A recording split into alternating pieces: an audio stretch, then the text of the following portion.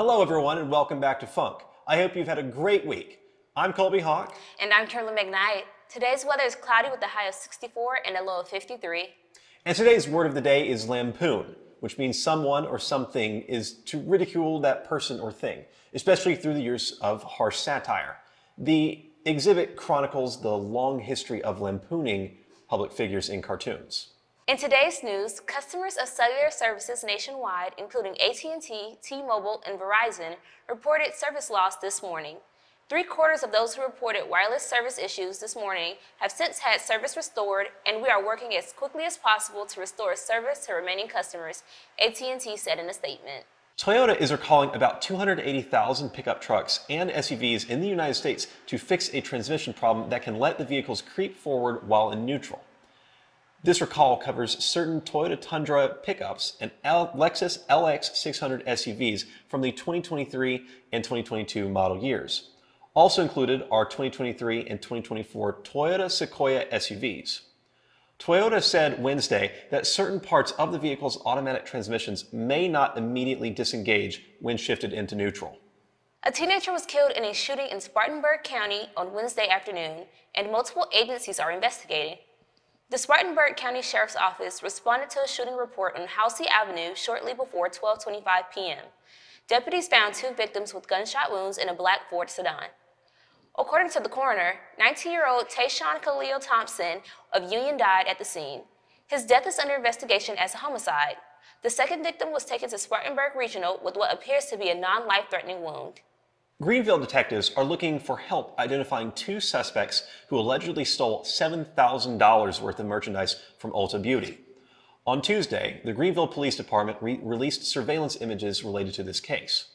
Police are asking anyone with information about the suspects' identities or whereabouts to contact Crime Stoppers at 864-23-CRIME. Former South Carolina Governor Nikki Haley will make a campaign stop in Georgetown on Thursday, just 2 days before the first in the South Republican primary election. The rally will take place at the George Hotel, 615 Front Street. Haley is expected to take the stage at 3 p.m. She plans to make 2 more stops in the Low Country before the primaries. She will conclude her tour in Mount Pleasant on Saturday at Patriots Point, 6 p.m. The deadline for early voting in South Carolina's Republican presidential primary is approaching. The deadline for registered voters to cast their ballots early is Tuesday, February 22nd. The presidential ballot contains 7 names, including candidates who dropped out but were certified.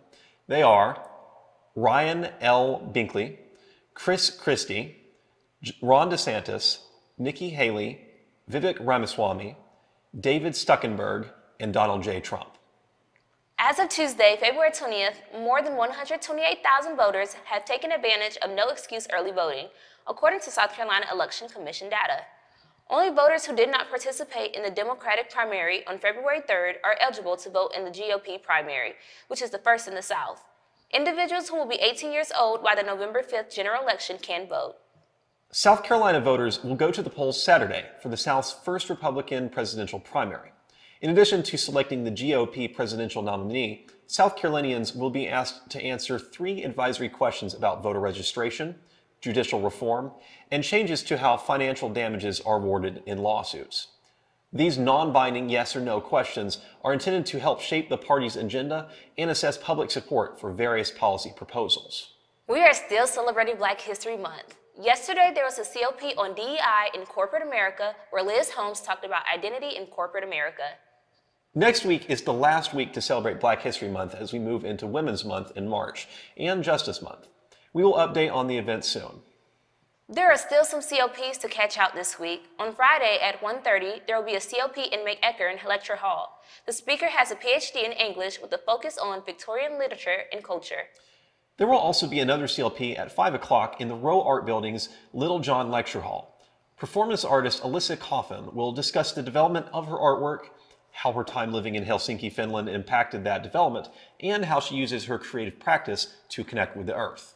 Make sure you catch up on those COPs. That's all we have for you today. You can email us at can'tstopthefunk@gmail.com to submit news and announcements. I'm Kimberly McKnight. And I'm Colby Hawk. We will see you next week and hope you have a great weekend.